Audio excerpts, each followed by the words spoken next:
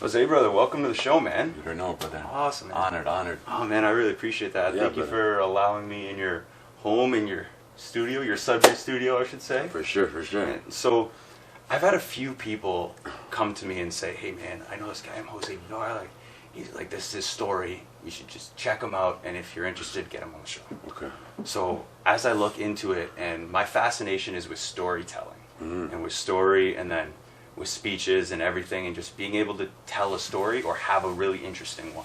Okay. And that's what you're here for. Because I'm in love with the story you have to tell. Like the documentary I saw, I was like, this is incredible. Like I want to chat with this guy in person. I can't just be witness to it. I want to be involved with the conversation. Okay. So it's really inspiring to see. And I know you've talked about it on other platforms, in the documentary, and other places. Okay. What I'm curious about is, are you able, and can you take me through kind of what your life was like, I guess not so much after high school, right?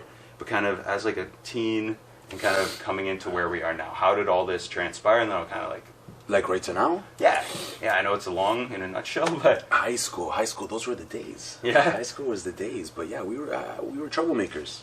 We were troublemakers, and it went like both ways, right? Like I was doing really good in school, I had great opportunities. I was on the football team. Nice. 6 of my teammates got scholarships to play in NCAA schools, sick. and Good for them. I chose a different route. Yeah. You know, I was attracted, and that was my path. No one was gonna stop me from my path. Like in high school, we were robbing people, we were robbing other guys that were selling weed and stuff like that. Like we wanted to be tough, we wanted to be bad, and we wanted to be known.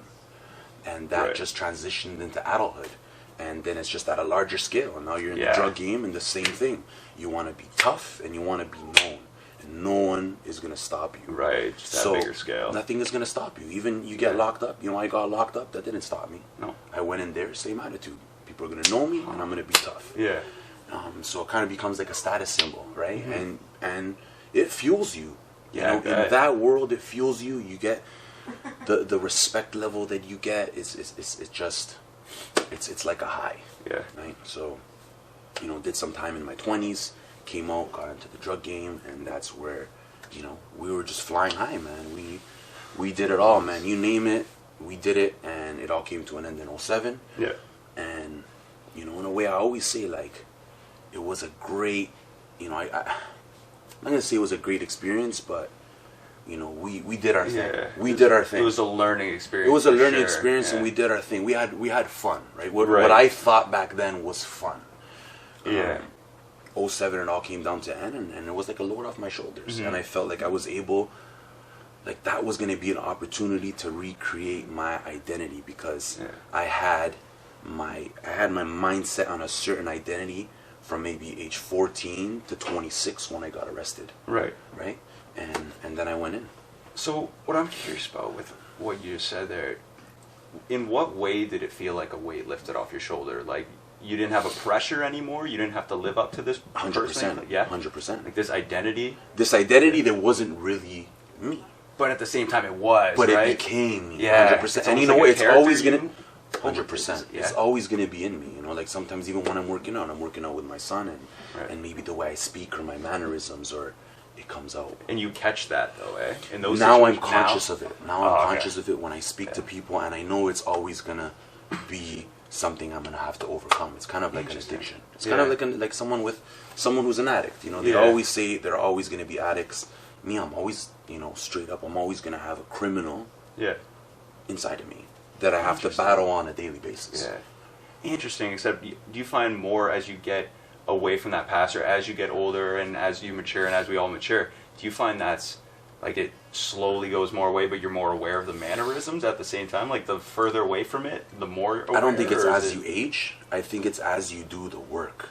Yeah. Like you need to do the work. Like this last time that I went in for 18 months. Yeah.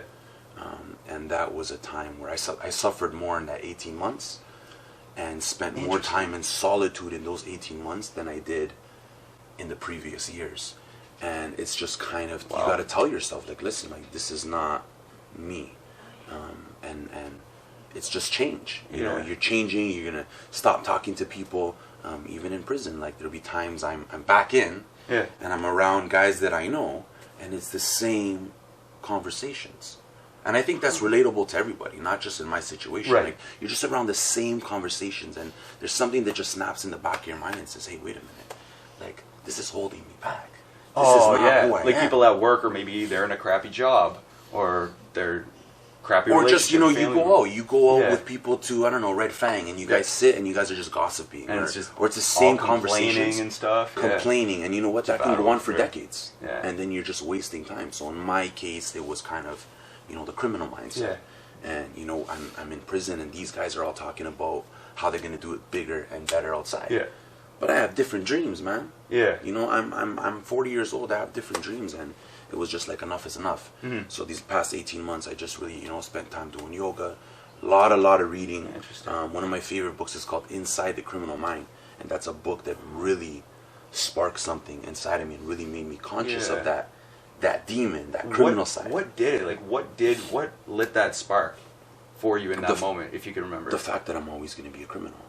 That I'm always going to have that criminal side. Yeah. And it's so easy. It's so easy. I can just.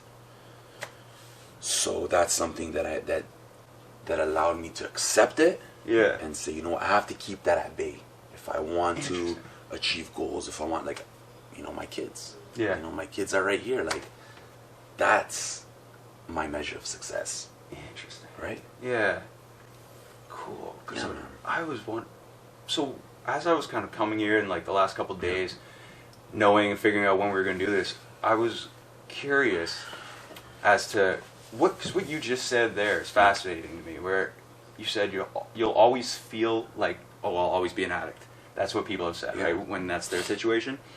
What do you feel is a good time after the decision? Like, say, okay, you made the mistakes, right? Yeah. We all make mistakes. You made yours. Yeah. How long after that is it no longer people An should issue? be identifying you as a criminal? As a criminal? Yeah, or is it more just a personal thing and others, like, that other judgment doesn't matter? Because, like, what's that statute of limitation That's a on tough how thing. long? Yeah, that's a tough thing. Like, right? Because like that's what I've been fascinated. I've been that's wanting to ask you something this that for like weighs 2 on weeks, me. man. That's something that weighs on me. So Yeah. like, I go to my parole officer, right? Right.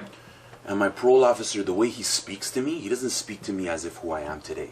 Interesting. He doesn't Like know how it worked anything out. about. Okay. Yeah, like he doesn't know Yeah. anything about like what I do with my. Like he just judges me on paperwork. Right. Back in 07.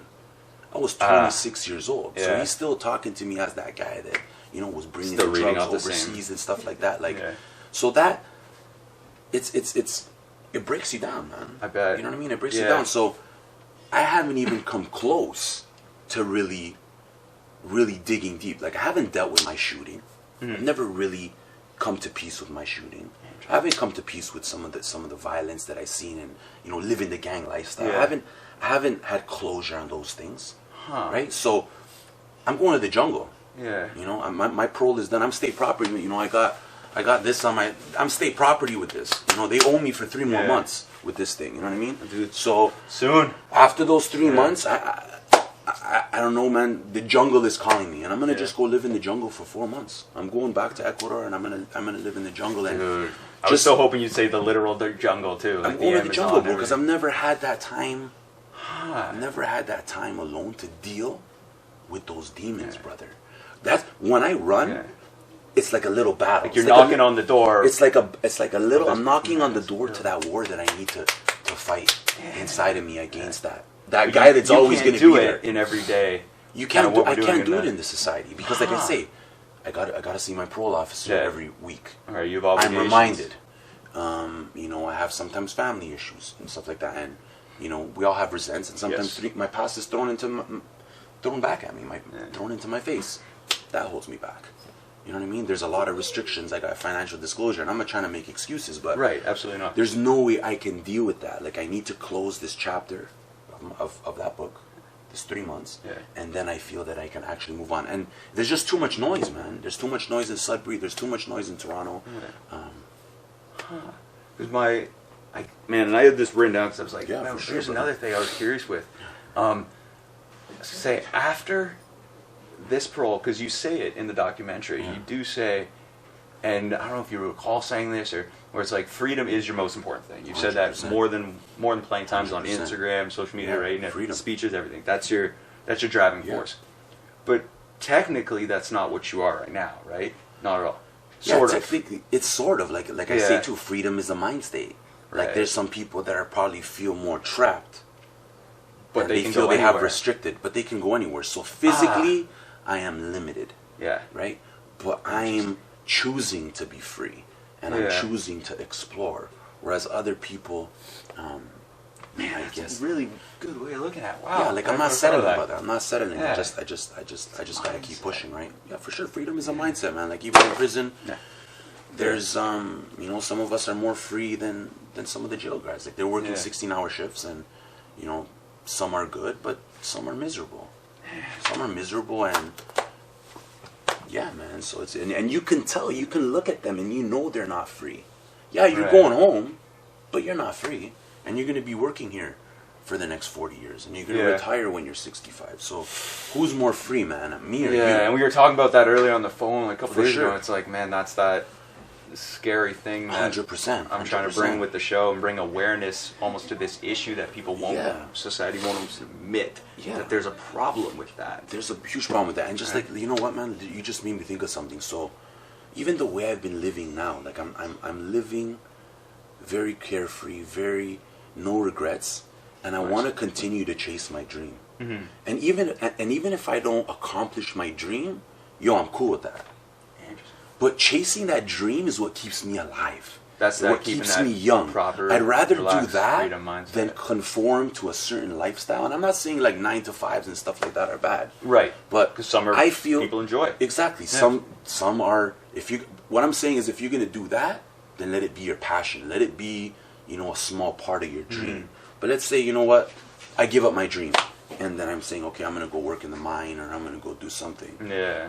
It's taking a part of my soul, brother. It is. I'm losing my dream, and then what kind of life is that? Right. Yeah, it's not one I want to live. Not at all. We don't need to live like that, brother. No, we don't. We can live a simpler life. That's what I'm trying to do, man. Just live a simpler life. Just what I wanted to know was, what was the first thing you're gonna do with your complete freedom? Well, you answered it. Ecuador. Yeah, man. I'm going back home. I'm going to the motherland. That's Motherland. That's my land, and I'm gonna go and I'm gonna eat their food, and I'm gonna talk to locals. And that's one thing too about prison. When you do a lot of time in prison, you're like thirsty for human interaction. I bet. And a lot of people don't understand that. Like even over here in Sudbury, when I first came, you know, I would see someone and I would come up to them and approach them and talk to them, and you know, people get spooked by that nowadays. Yeah, you know what I mean? People are not ready for that type of stuff. Remember, I come from a different generation. I went in 07. Yeah. So prison is like a time machine, brother. You know what I'm saying? You go in at 26, 27, your life stops right there. And then you're living every day is the same thing. You don't get any like intel on like. Of course you get intel, but the world out there is revolving. Right. You're in prison and you're not really growing emotionally. Every day is the same day. Interesting. Every day is the same routine. So you're in for 13 years. I went in when I'm 26. I did 13 years. So I still feel like I'm 26. My mentality is still like I'm 26. So much stuff has happened for other people on road.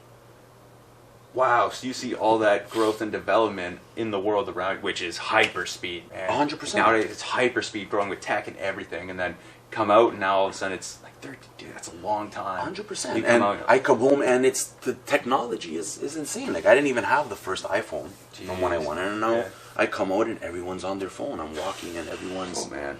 So it's a completely different world. Bro. Yeah. You know, my kids call me the caveman.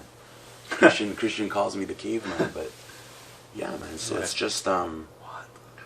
Man, that's insane. Yeah, and I feel like back home, people are a little bit more social. People are a little bit more open to, you know, you going into a bar and sitting next to someone and drinking with them. And, right? I just find it's a little bit different in small cities like Sudbury. I don't know if you agree. Dude, with all the countries I've been to, my favorite part of the traveling aspect is the connecting with other people. Yeah. But it's you can sit down, or you can be in a bar, or you can be at a hostel. Yeah. You could be on a bus, a train, 100%. walking up a mountain with a group of people and go, hey, where are you from? I'm from I'll say Ottawa. 'Cause I'm like, oh, I'm from Canada. And people are like, oh, Canada, Yeah, you guys are so nice, yeah. right? Yeah. And then people are like, oh, where are you from? Oh, I'm from Mexico City. Oh, where? No way. Where? Oh, I'm from Sweden. I'm from Finland, Germany, Belgium, everywhere. And you're Yes. like, man, I want to hear what you have to say. Like, this is cool. And then you can sit down for hours. Time goes, like, time seems to stand still. But 3 hours later, you know this person better than you know most of the friends you've grown up with for 20 years. Yes. So you see what I said back then about too much noise. You can't do that here because people are too consumed. They're too consumed in, you know, work and careers and whatever else is going on in their heads. But when you go on vacation, people are a lot more open. They're more open spiritually, physically, and emotionally, right? It's insane. I don't know what it is. Like, if you step off the plane and, like, the planes hold this time warp, I don't know. Yeah, bro. And maybe that's where we have to dig deeper into the mentality of freedom. People go on vacation for freedom. Right? Yeah. It's that little, as well. Yeah, like, okay, we're going to work all year and we're going to take our 2 vacations, and they're going and they're kind of free. Yeah. That's kind of like getting a pass out of jail, in a way. Yeah. For some people. Right? Like, you get to see that something completely new out of your element, way away from what you are used to. Yeah, and it's carefree living, man. Cool, like, no bills and no phone calls and no noise, man. But I think the noise is... To that, though, dude, the intention of why you're doing it, because you said vacation, and I don't like that word too much. Yeah. That could just be me. Yeah. But So, what do you call it? Not so much experience, more an adventure. Adventures. Right. But vacation fits with what we were talking about, where the people who are in the rut doing like that, we'll call it rat race, right? I don't like 9 to 5 so much because I've done it. It's okay, right? If the intention is there. Rat race is the perfect definition. 9 to 5 is rat race. Rat race for sure, because it's, man, people, they want to escape it. Yeah. And they want to go on that, like you said, right? That vacation for 2 weeks. It's a vacation from what they're used to. It's not an adventure. They're putting everything, they're almost getting away from something that is their everyday life. Dude, that's 12 months out of the year. It's 52 weeks in a year, and you're taking 2 of those somewhere on a beach? Like, that just seems like an escape. And that's what they call it. They call it vacation, and they give you vacation pay, right? Adventures. That's the way to look at it. For me, I'm like, it has to be like, I think my first big trip that wasn't like, you know, with the family in Cuba, like when you're young. Yeah. So I think it was to Ecuador. Yeah. Like, it was we did a 2-week service in Quito, or not in Quito. We did it in Los Rios down, which is an 8 hours south of Quito. Okay. And man, we took this really small, like 10-seater van, and there were 8 of us. Yeah. I was like, this. What kind of music were they playing? Dude, oh man, I don't know the words to any of it, but I'm like, this is, I love it. I'm trying to Shazam it, but I'm not on my phone. Yeah. Because I'm like, the whole point was to unplug. Yeah. Right? So that's how we got the most out of that. But it was, man, like, we started in Quito, we go down, and the only regret from that, like, 2-week service trip in the Amazon, in the jungle, like you said, is I regret not learning more Spanish. It's never too late, brother. It is never too late, eh? Find yourself a Latina. Find yourself a Latino. That's the way to do it, eh? Yeah, for sure. That's a life hack for sure. Yeah. Dude, that's smart. There's, man, there's a language?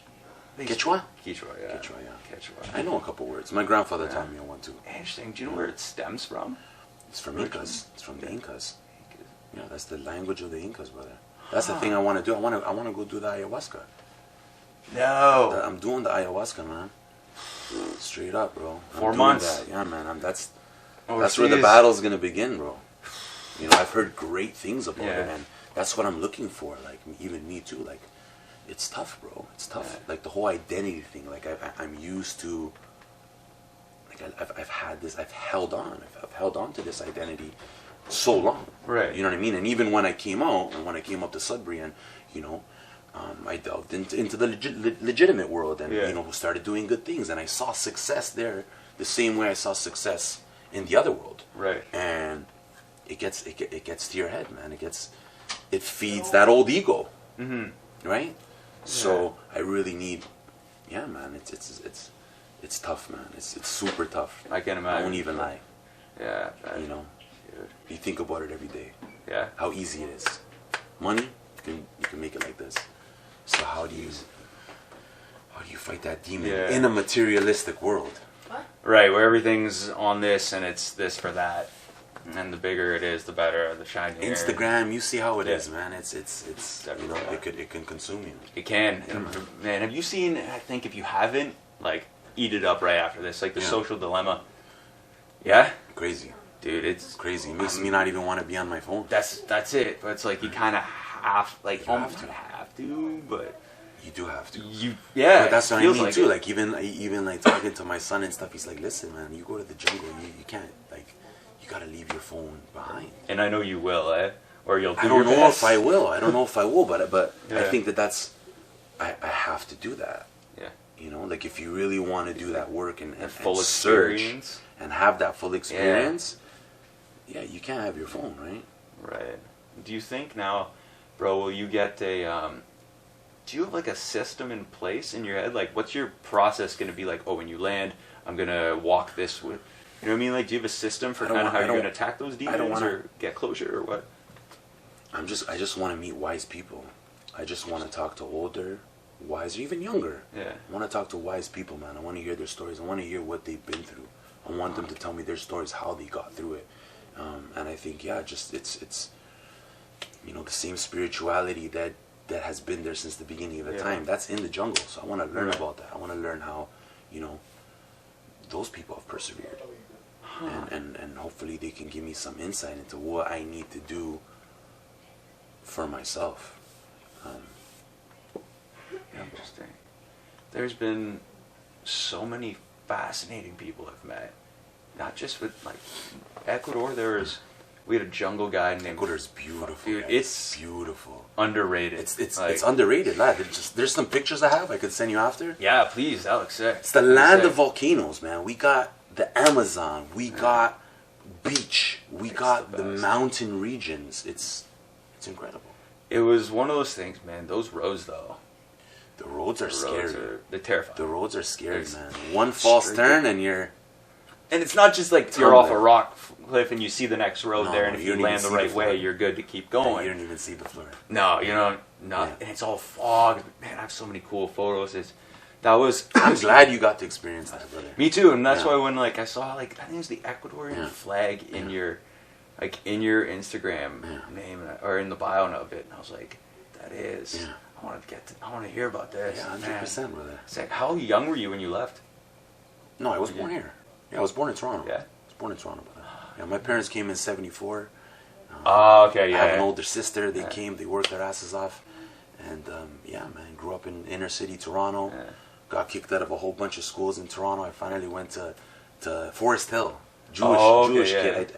Jewish school. I changed my license. I had to change my license in the district so I can go to that school. And finally graduated from high school. And that's the thing, man. When high school is done, that's when real life starts. And in high school, you have these dreams. You have these dreams.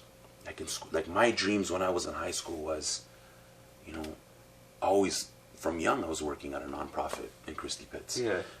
Writing, drama. I was in drama class. I would sing solos in high school. So what happened to that? High school ended and adult life came. I had a kid at 19. Yeah. I had a kid at 19, you know, started hustling, became an adult super quick. Forgot about those dreams, man. Forgot about the realness and the pureness of those high school dreams. And right now I'm trying to relive that. And you find those dreams, like, when did they start to catch up to you so that you realized, oh, I got to act on these? Prison, there were a lot of things that happened in prison that you know, kind of lit that spark, and especially with the public speaking. Like, I joined Toastmasters in prison. Yeah. In the penitentiary, right? It was in prison you started that, eh? So it's like, wow, like, these are outlets. Like I said, again, I don't want to be in the yard having the same conversations. How'd you get into that in prison, though? That almost seems... It's volunteers, man. There's volunteers that dedicate their time, that come in and want to help guys. They got writing groups. They have they got a lot of good groups, right? So, yeah, man, those were the things I took advantage of, and again, it lit that spark. Yeah. And it kind of gave me flashbacks to who I was in high school. The real me. Yeah. The writer, the kid that would laugh a lot, the kid that would joke a lot, the singer, the drama, the acting.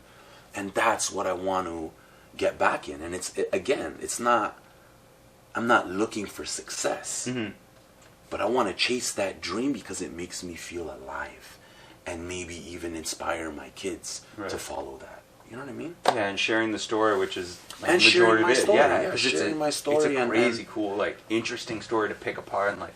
Yeah, bro. I feel like I have to. Like I'm here. I'm alive. Absolutely. I shouldn't be here, and it's not even just the shooting. Yeah. Way more stuff have happened before that I shouldn't be here talking to you, brother. Right. I made it to 40, man, in a world that, you know, kids are dying 20 years old. So it's like, I want to be able to tell my story and hopefully, you know, if people can connect with my story and find some sort of inspiration. Yeah. 100%, bro. That makes me, that gives me meaning, bro. Right. You know, keeps me going. I like that a lot. Thank you, brother. Thank you. Yeah, that's just what it is, you know. No, and I'm grateful you're able to Yeah. be comfortable enough, or at least confident enough and secure enough with what you've gone through to be able to tell it. Because, like you said, the reason you want to go, right? Yeah. To the Amazon, you said meet wise people, hear cool stories, old or young, doesn't matter. You want to hear them all. For right? sure.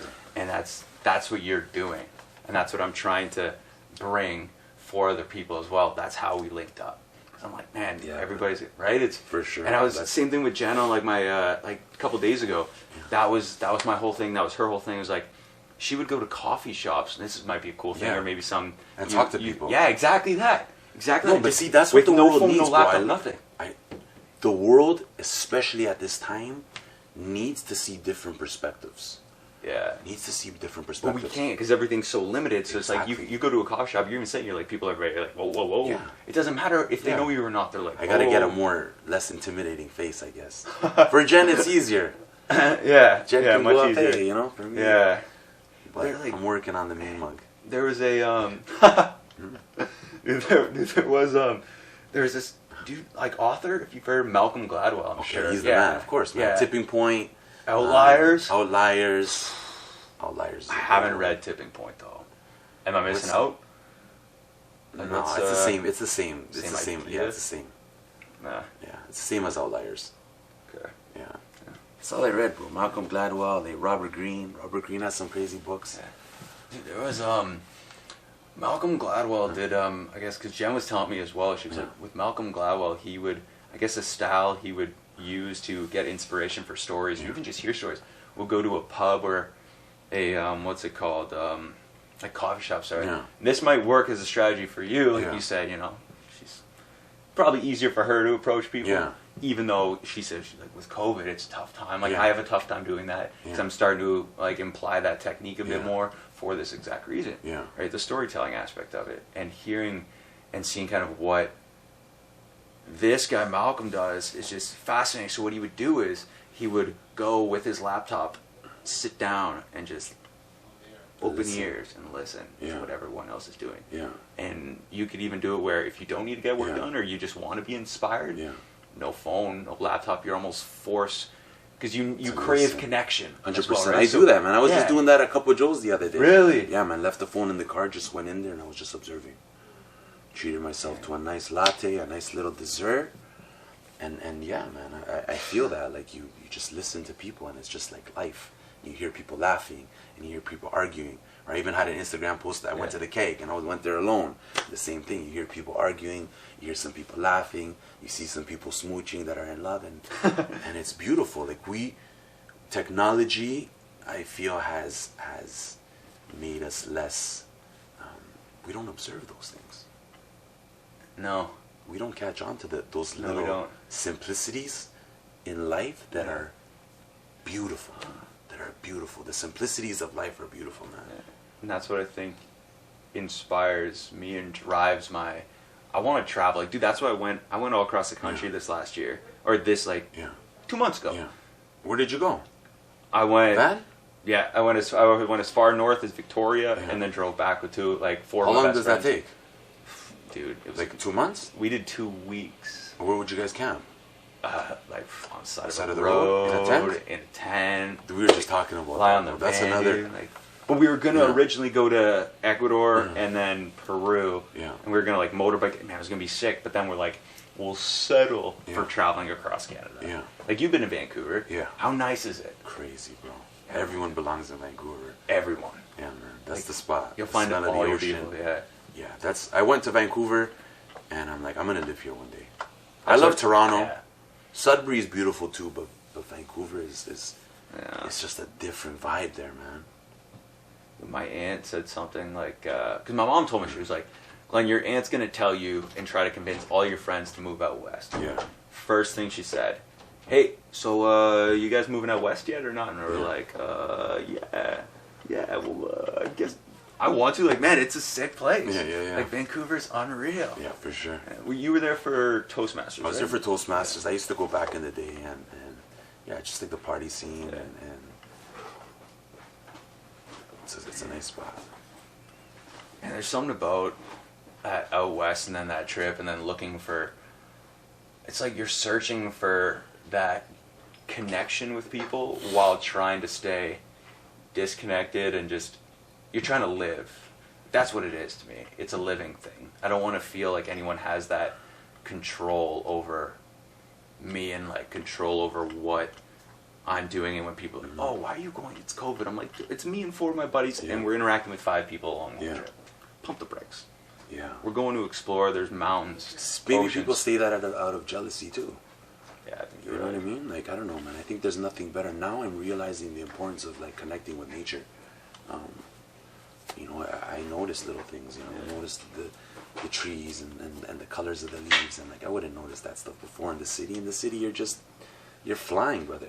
Yeah. Right. So it's man. I got to do a trip like that. Yeah, dude. You know, like I feel if you pick either a couple friends or if you pick, I'm gonna go with Marcus and Christian. Yeah. That'd be sick. And Rocco. I'll bring Rocco sick, too. yeah. I'll bring my dog for sure. On that, I gotta bring Rocco. Dude, you'd love it. Yeah. You just like let him roam free in some certain areas. Like 100%. man, the prairies there are boring, but we were like, oh, driving through Saskatchewan, man, it is. But put it to its speed limit's 110, 2-lane highway. You could see for miles. Lots out of the cops. Way. Dude, we all one speeding ticket in on the way back at like 4 a.m. and like it wasn't me driving. Yeah. But Weird. You gotta tell me the spots, man. Yeah, dude. There was tell me the spots. I heard in the prairies they get you over there. Right at the border though of Manitoba and Saskatchewan. Okay. Yeah. Okay. So I heard like Saskatchewan, Alberta too. There a little bit. But they don't. There's no like cops. It's just like camera. Oh, it's the actual camera? Yeah. Damn, that's cheating. That is cheating. That's what cheating. I thought. I was like, oh, we're good for miles. I put it to 150, cheating. hit the cruise cheating, control, man. and take a nap at the wheel. I hate that. Perfect. I hate that. Yeah, it wasn't. Europe had a lot like that, and I was. So switching gears, actually. Yeah, for sure. So we got this nice sign here, right in the back. Yeah, man, 25/7, guys. You know. Yeah. Anyone who's from Sudbury knows. Yeah. Man, the G goes. It just stemmed from pushing. I got 25/7 from Floyd Mayweather. There was something he said. He's like, "Yo, man, we go harder than anyone. Yeah. Crazy, you work 24 hours. We do it 25/7." So I was like, "Wow, that's great," you know. And fitness really changed my life. You know, I was overweight. I weighed 268 pounds. Never seen any different possibilities for my life besides being a drug dealer. Yeah. And you know, in the pen, got into fitness, and you know, a lot of my buddies there encouraged me and said, "Hey, man, get into the training game." So, got into the training game, and when it was a success, and a part of me wanted to give back, and you know, we were doing good things. We were doing the summer camps, and you know, and you know, I'm not going to say that it's a failure, but there were setbacks, definitely setbacks, especially with me going back. Yeah. And right now, like my mentality right now is, you know what? I'm not in any rush. Right. Not in any rush. I want to make sure that I'm good first before diving back into anything, because I have that addictive personality too. Mm-hmm. Once I dive in, I'm consumed, and that's something that I want to work on also. Right. I need to find that balance, right? But yeah, definitely, man. This is my passion, man, and I feel, you know, fitness should be free and accessible for a lot of people who can't afford it or don't have access. Not everyone has the money to go to Good Life or LA. Yeah. So maybe I'll even do some free classes from the jungle. Huh. But that'd be wild. Quite literally as wild as it could get. Yeah. For sure. We're doing a live run, me and Marcus, every Saturday. We invite people to join. It's on Instagram Live. Mm-hmm. So if you guys follow me, Alejandro Vivar, _ Alejandro Vivar, and Marky VG. And we go for runs, father-son runs, Saturday at 9. It's interesting dynamic, me and my son, because we listen to the same music. Right. You know, we go out together. Me and Marcus go out together. We go to the gym together. We've even went on double dates together. And, you know, there are people that might find that it's not the norm. No. But, no. You know, the way me and my son are working through it is like, yo, I'm with you every day. Like, I wish I had my pops to be like, yo, Dad, let's go for a jog, or let's go lift together. The dynamic works. The dynamic works, and, you know, I would even say that we're more friends than it's a father-son relationship. But I'm cool with that, man, because I get to connect with my son and even my younger son on a completely different level than if it was just like that. That's awesome. The way I was raised, you know, like we talk about everything. We're open about everything, and that's allowing me to grow, and that's a part of me wanting to say like, yo, man, gotta put that shit in the past. Gotta work on myself so I can be a better friend to my sons and have their back to the fullest. Being there for them, like when they need it. 100%. And I think and you've mentioned it on your Instagram before, but it's not so much. It's like saying all that's well and good. Now let's apply it, because it's the application of the ideas you'll have. But I think and saying helps. Like for me, saying stuff holds me accountable, helps me do it. Right, there's an incentive to follow 100%. Like I told myself, hey, what am I doing here? COVID, I'm eating chips, I'm eating Doritos, I'm eating Haagen-Dazs ice creams. It's easy to get into a bad habit, for sure. And then I'm like, what am I doing, man? Again, like I'm forgetting my passions. What happened to running every day? So I went on Instagram, this was October 1st, I went on Instagram and I said, yo guys, I'm running 10K every day. I'm going to post every day, 10K every day. And me saying it, it's like, yo, I'm that guy. I'm not going to be that guy that says something and doesn't. And you don't just say it to two people either. You're like, yo, you're basically saying it to the world. That's it. So that helped me. That really, you know, like going on Instagram and saying that really helped push me to do that. You know what I mean? And I feel like that, like if you're using social media for that type of stuff, it's good.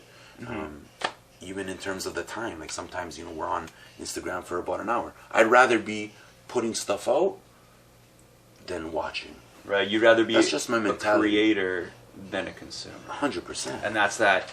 And everyone can do that. That's it. Everyone can do that. So stupidly easy, man. Show whatever, man. Show the little your plants. Show us what you cooked. Tell us your thoughts. Your story, some like... Everyone has a story. Inspiration or some... Because there's that fine line though, right? Like there's... If it's good, you're motivating people, you're inspiring people, you're... But you're also, when you're doing it, there's a way you're doing it where... And Buddy Nick, right? Mutual friend of ours. Savage, right? Hard worker. Beast right there. Such a good dude. Hardest worker. Like, he's the man. Yeah, hands down. And he's... But he's not just telling you to do it. You're not just telling me to go for it. I haven't run more since I started following you. Like it's now, I'll run a couple times a week. That's what I'm talking about. I have like a busy schedule, right? You know, we're trying to make contact, and it's like, well, dude, I'm like, I'll work like 10, 12 hours, and then I'll go train jiu-jitsu for 2, and I'll play guitar, and like I got a girlfriend, so I got to take, like, she takes priority over some things as well, right? So, but I'm like, the show, like I got to do the show, and I got to prep for this, I got to be ready for everything, and so I find doing that, and then he's like, man, he's putting it out there. He's like, hey, boom, you're doing the same thing. You're telling people you're able to be accountable for that. And like, I'm like, yeah, I can get a run in a week, and then post that. You did it. Post that. Let's share it, man. Like I should. Like you did it the other day. You said like, these are my benefits from why you're running so much. Like, you're like, I'm like you're just over 200 pounds. Like, did you say you used to be 260? I was 268. That's a ridiculous drop. 268. That's such a big drop, man. Like, I don't think people realize how big of a weight I'm going to post some pictures. That's sick. Yeah, do it before. Man. Fat drug dealer. That'd be... Fat drug dealer. Lobsters and fettuccine. Lobsters and fettuccine, eh? Damn, bro. That does sound delicious, though, despite the scenario. It's delicious, but, 2 in the morning, 3 in the morning after the club. Yeah. It's not good. Not the great. It adds up quick. Oof. But, dude, that's something I'm doing, and then seeing you guys do it, and then I'm like, I can run. It's like, Jose's running. Why can't I run? I'm very competitive that way. And like that's it. It's like, oh, Buddy's running. Why are these? It's like, it's not so much of like a negative. Where like, oh, no, they're not better. Fuel. It's a fuel. Yeah, it's like it's motivating. And motivation 100%, kicks that 100%. gear. Like it puts that car in a drive. Yeah, man. and then the discipline kind of Well, it's takes like over. having it's having accountability partners. Like even you know on the Nike Run app or on Strava, you know, I'll see somebody pass me and they just ran 18K, and it's 10:30 at night. I'm like, you know what, man, I'm going for a run. Yeah, you but you go and running, man. I don't know what it is about running, but you gain so much insight. You feel free, and it also like it allows you to deal. It allows you to be okay with pain, man. It does. It's weird how it does it. Yeah, it's weird how it little by little you get stronger and you get more tolerant to pain, bro. Mm-hmm. And you love it. That's where the high comes from, I think. Yeah. It's because man, I found what I want to talk to you about this was with the running aspect of it. I'll feel all well and good, but then you get to that like 40% mark where you're not quite at that hump. But it's like I'll run 5 to 7K. Okay. Right, like once a week. Okay. But I'm at like K number 4, 3.5. And that's where you're feeling it? And it starts to kick. And then you're like, all right, I'm just shy of halfway. Yeah. And then that's where that switch goes where it's now, all the motivation's gone. Yeah. It's like, I could stop right now if I wanted. Yeah. And I will have accomplished a run. Yeah. But I'm like, the discipline to keep chasing, I think is what 100%. What keeps 10K going. honestly should be a standard, man. 10K Interesting, back in the day, people Fair. were running. Yeah, That's 10K fair. should be a standard, I think, man. Yeah. But what motivates me, like, you know, I'm doing 400K this month, so I do 2 10Ks. I do one in the morning, one at night. Yeah. But the people that inspire me, there's guys running ultras, man. I have friends that are doing 100-kilometer runs. They're running 16, 18 hours. Jeez. And I see how they do it, and it's just like, wow, like the human body is capable of anything. Crazy. And it's one of those things that you want to cross off the list too. You want to be able to Absolutely. say, hey, I ran an ultra, and hey, you know, right? Do you have one of those goals? Like our ultra An ultra marathon, half the one? absolutely. Triathlon, absolutely, man. I'm going to just run a marathon myself in January. Oh, wow, nice. So I'm going to try to get it under 3.5. My best time is 3:16:56. Wow. But, That's you quick. know, for sure. That's quick. For sure. I weighed Yeah, 185 at that time, but Yeah. right. So I don't want to lose too much weight. 195. You know what? If I get under 3.5, I'll be good. Yeah. Nice. I'll be good. But running, guys, you know, you got to get out there, run. Yeah. And yeah. I think people need to do things that are more difficult. Just on average. Like, do one difficult thing a day that forces you to have that switch flipped where it's like, okay, now I need to go. Like, discipline's kicking in. 100%, right? I agree. And it's everything is just too accessible. Way too accessible. Yeah. Way too accessible, Right. yeah. Could be a good thing, you know, like, you know, our parents were old and our parents would talk about us. And now I'm talking, you know, the same way as an old person to my kids. You know, maybe the accessibility is good. It gives them more time to be creative and stuff. But yeah, physically, you know, I always encourage my kids, and you guys need to get off your asses, man. Do something physical, right? Yeah. Play some ball, go for a jog, and yeah, man, it's beneficial. Right. Absolutely. And bro, there was something that my buddy Dan, who's like, he was on like my 22nd episode of the show, and shout out to him. He's a movement and fitness. Like, you should check him out. Okay. For sure. Yeah, I'll link you up with him. But Yeah, for because sure. he lives in Ottawa, and he's very, very, very articulate. You remind me of him in the way you articulate. He articulates his mindset, and he breaks things down not so much bluntly, but just straightforward. Yeah. He's like, you're doing it wrong, and it's like, well, you're not like, well, it's not. It's like, no, it's wrong. It's not correct. So I'm like, all right, cool. But he teaches movement and fitness, and his whole thing when we did the show together was it's not so much exercise, it's movement. And you said it, right? It's like, get out and just move, man. Yeah, man, you gotta just get out and move. Don't sit down in your car for 20 minutes on your way to work, and then work for 8 hours at a desk, and then sit down for another hour to watch TV or to eat dinner, and then you go to sleep for... You're not moving much. No, you're killing yourself. Beyond You can't even run around. You can't even run around the block. No, it's... If you can't run around the block, it's a problem. You know, it's a problem. Absolutely, and dude, his thing was, if you... And like, this has now resonated with me, and I'm trying not to preach it, right? Yeah. Because you understand, so I don't need to tell you it, right? I'm trying to preach to people where it's what his whole message of, if you don't move it, you will quite literally lose it. Yeah. Like you said, you'll lose that ability to, like, you'll just die easier. Like, you don't want it. Like, you'll whittle away. You'll 100%. feel depressed. Quality of life. Like, I feel light as a feather. Absolutely. I feel from October 1st to now, I feel so energetic, light as a feather. I don't even need as much sleep. Huh. You don't even, like, when you're running, I'm good with 5-6 hours. Actually, but it's a better 5-6 hours. But it's a knockout. It's like you're out, REM sleep. Like, you're like crawling into the bed. You're drooling. I wake up and it's like, and my body's sweating, and it's just like I just regenerated. Whereas before, you're lying in bed for 7-8 hours, but you sleep for maybe 4. Your mind is on half of the time.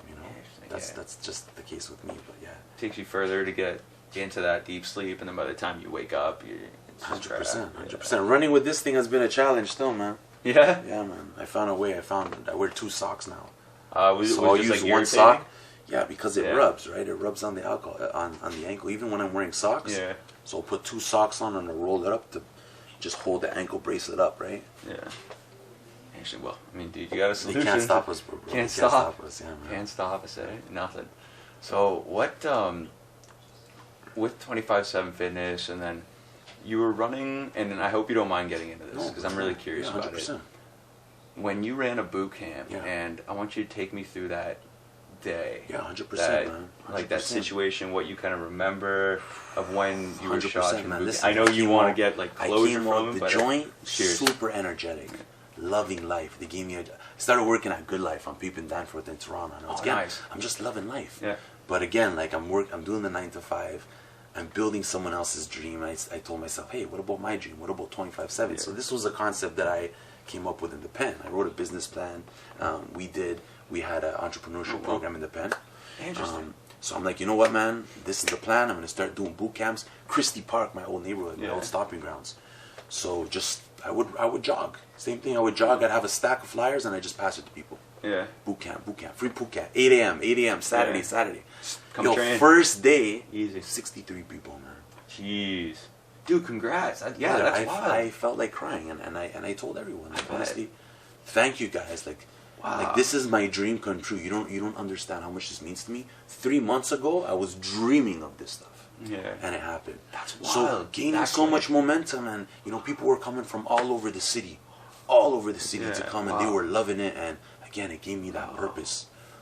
But there was a side, there's always that side that tells you, hey, wait a minute, don't forget about your past. Don't forget about who you are, who you were. Right? So I wanted to block that out. I don't want to hear that. I don't want to hear that. But yeah, man, it's coming. It's coming. And I used to have people that would come and beg me and say, please, like, you're putting yourself in danger, and I'd be like, and I even picked a good spot. I picked a good spot where I would have a good vantage point. Yeah, you know what I mean? Yeah, like, I was still very strategic about it. Baseball down, you could see anywhere, all around. All around it. But you know what, man? Like, a lot of people would come in and join in, I should have known. The guy came in, he was wearing all black, super fishy. But again, like, I was trying to be open to new possibilities. And I wanted to block out that negativity. I didn't want to live it was almost in too that world. Soon, you think?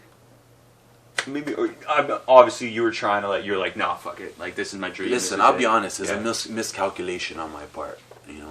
Miscalculate, especially with what I've been through. But again, I came out very humbled, and I wanted to be. I didn't want to be in that, fight or flight mindset. Right. I really wanted to just have peace, and we were gaining momentum with the boot camps. Yeah. So this guy came in. There was, like I said, there was always a lot of drop-ins, and we let him work out with us. Right. But in my mind, I'm like, shit, this guy here looks fishy. And even before everything happened, I was gonna go to one of the guys there and say, listen, I'm gonna jump on this guy. Yeah. And you gotta jump on him too. We're gonna just see what's going on. You gotta keep an eye out. But again, there's something saying, no, man, you're just tripping. There's nothing. You're living a new life. You're not bothering no one. So yeah, I did some wall sits, and I just heard something like firecrackers go off, and you smell it. Yeah. That's all I remember. I'm here like this, and I hear firecrackers, and I smelled it. I smell gunpowder. And in my mind, I'm like, hey, is this a joke? Until you're actually leaking.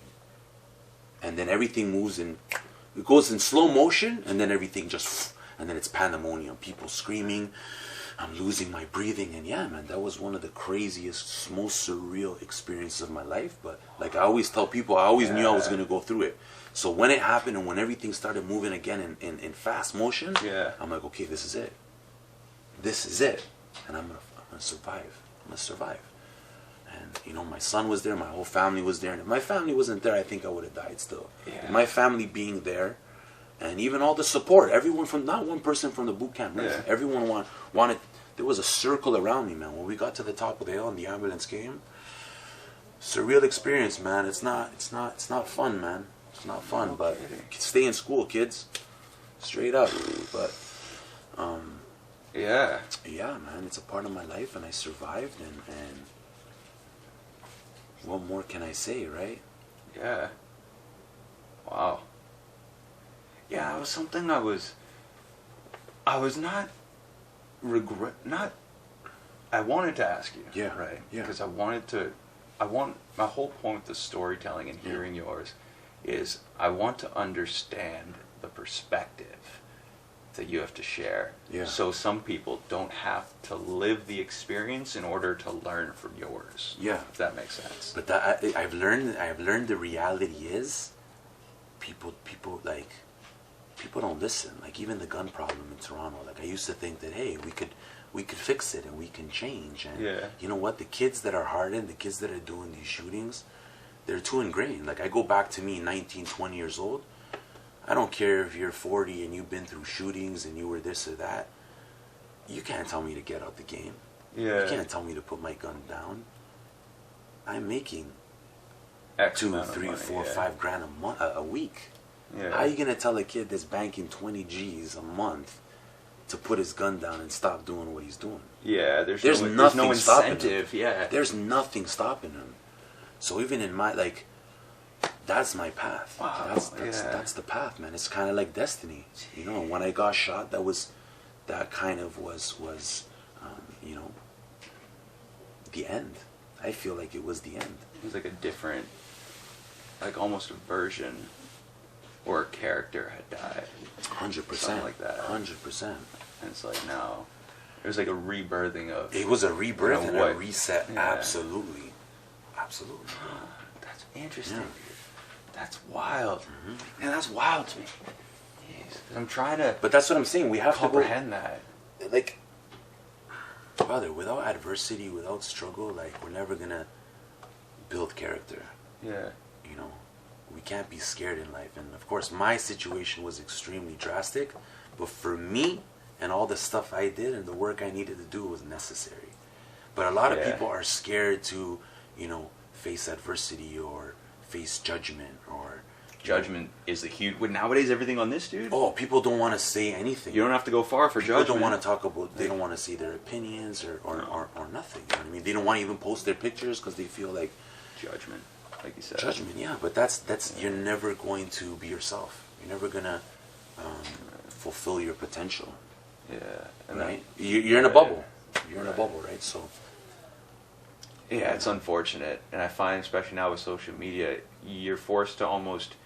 And you've done a good job of going against this, but you're almost forced to keep inside, like keep your personality down a bit. Yeah. Like you can't be as, like, oh, I can't be singing one day, doing this. You know, and my buddy Devin's good at this. Well, why can't you? Like, that's what I'm saying too. Why can't you? There's times, listen, there's times I feel super sad.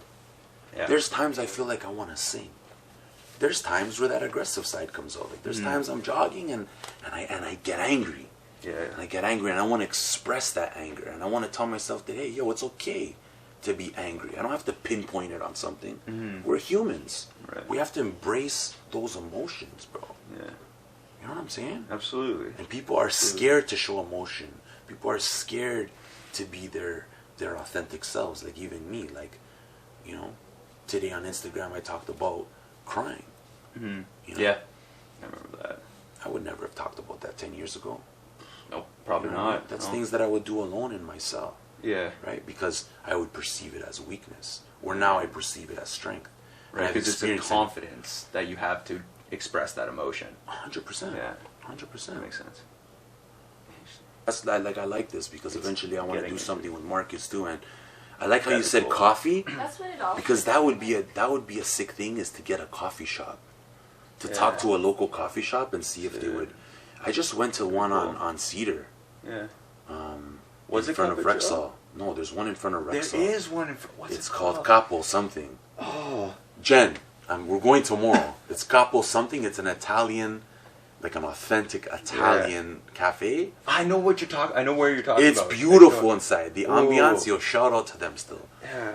I think it's nice that way, and I always tell my brother that when he or I share advice or suggestions with him when he's like talking to his audience on social, to almost imagine that you're at a coffee shop and you're having like a really intimate conversation with one person, 100%, so that your entire audience feels like you're having a conversation with that one viewer.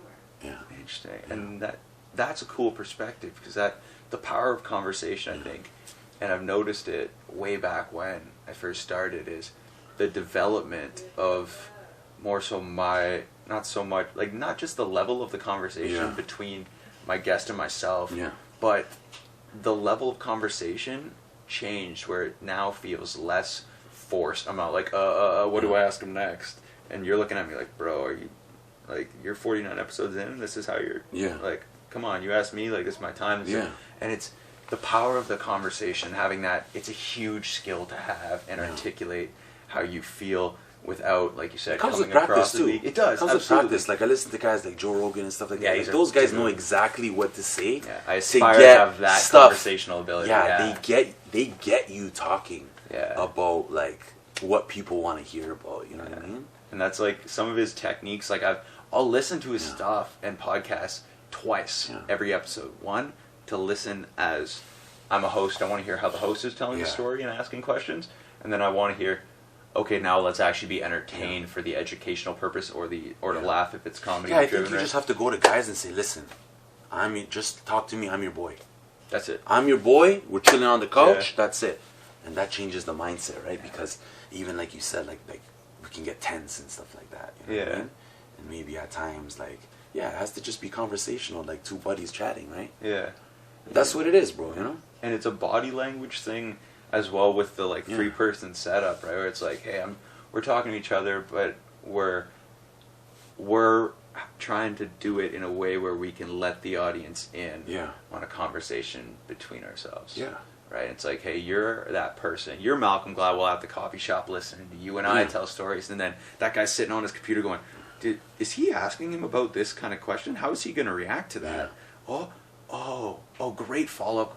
And then it's there's an intrigue in the conversation that's sparking because of the skill that I bring and the ability you have to articulate what you've been through. For sure. And it's phenomenal.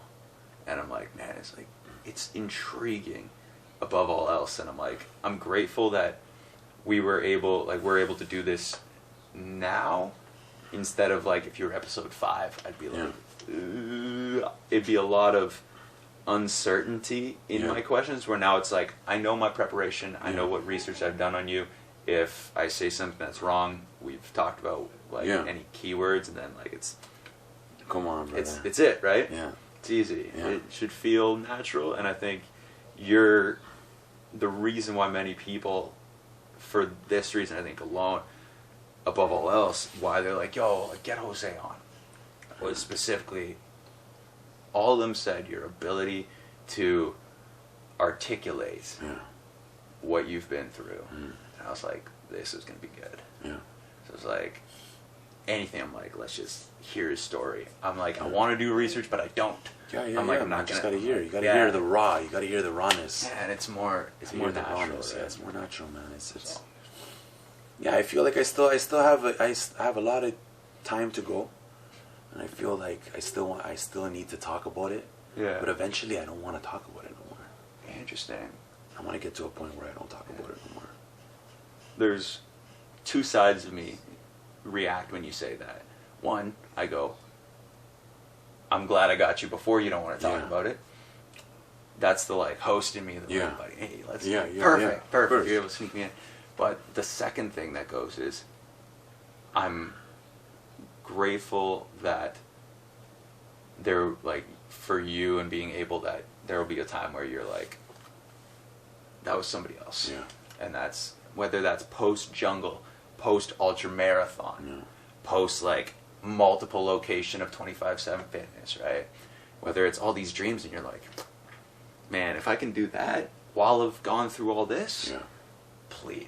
Yeah. You know, everything else will seem easy. For sure, brother. And it's cool to see how humble you are with it and how comfortable and secure you are with the story, and that, like, you're like, man, I make mistakes. It's like, I've made mistakes. Yeah, man, people are scared to talk about their mistakes. Like, I know a lot of guys too, like, I've been through similar situations than me, and they're ashamed. Like, they don't want to share that story. Right. But it's so important because, like, we've all been through stuff. Absolutely. Everyone, and we need to hear those stories. We need to hear those success stories of, you know, someone being able to change, or, you know, turn a negative into a positive, right? We need to hear those things, guys. Right. Absolutely. Yeah. Now, do you have anything, as we kind of wrap this up, Yeah, do sure. you have any message or any story you want to kind of drive home before you plug your stuff and we head out? Guys, life is short. Life is short, and what I've realized from all the time that I've done, and it's not wasted time, you need to go back, you need to find that passion, you need to find everything that you loved as a kid, and you need to bring that back. Whether you're 30, whether you're 40 or 50, you got to bring that back. You got to live life like it's a dream.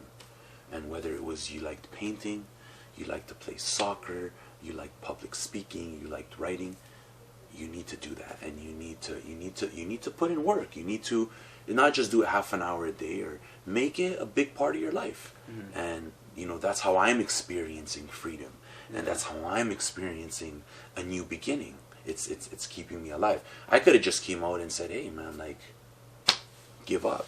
just literally gave up. There's a lot of guys that just give up. Yeah. You know what I'm saying? Yeah. Like, I'm laughing because it almost seems like silly. It's too easy. I mean, like, it seems more too easy than anything else. it is easy to give up. It's Way harder too to easy. keep going. 100%. Yeah. It's harder to keep going. But yeah, man, that's if there's one message I want to tell everybody is, life is short. Live your dream, and yeah, live for experiences. Straight up. You know, live for love. Live for sports. Push your body to the limit if you know you're in a physical condition to do that. And communication, guys. Talk to random strangers. Greet your neighbor. You know, there was a time when people would leave their doors open. Like, I grew up in an era where people would leave their doors open, and you knew your neighbors' names. Yeah. You know, you would go over for a glass of wine, or they would come and bring you grapes from their backyard. Like, you know, my neighbor used to bring us fresh grapes. It doesn't happen anymore. And it's kind of sucks. Kind of sucks. It's making the world, the society, very impersonal when we are naturally personal people, and we want to tell our stories, and it frees us when we're vulnerable and emotional with these stories. We gotta do it, guys. You know, we gotta share and love and dream. Share and love and dream. Share, love, and dream. I love it. That's a beautiful concept. Man, That's really the new hope- model. I'm gonna get that tatted. I got a little spot here. Nice. You got space I got open that for right it? here. Dream, love. Share, Be dream, love, free. baby. That's it. Yeah, brother. Well, brother, where can they find you? Guys, give your Instagram, plugs. you already know. That's underscore it. Alejandro Vivar underscore. And my it. son is Marky BG. You can also I love follow it. us I love Team it. 257 Fitness or 257fitness.com. And you know it, guys. You'll see us jogging up Paris. You'll see us jogging through Bell Park this summer. So you already know, guys. Unreal. Yeah. Thank you. Thank you for having me, bro. I Thank appreciate you, that. man. Thank Yeah, you, brother. I really appreciate it. We gotta go This for is a jog great. one day. Yes, sir. All right. I'll work up to the 10K. You let me I'll work know, up to brother. the 10K. You let me know 10K, when I'm there. You'll be the first person Yeah. to tell once I'm there. Okay, bro. All right, soon. Yeah. Soon I'll be chasing. Peace, my brother. All right, take it easy, guys. Take I appreciate care, guys. Thank you.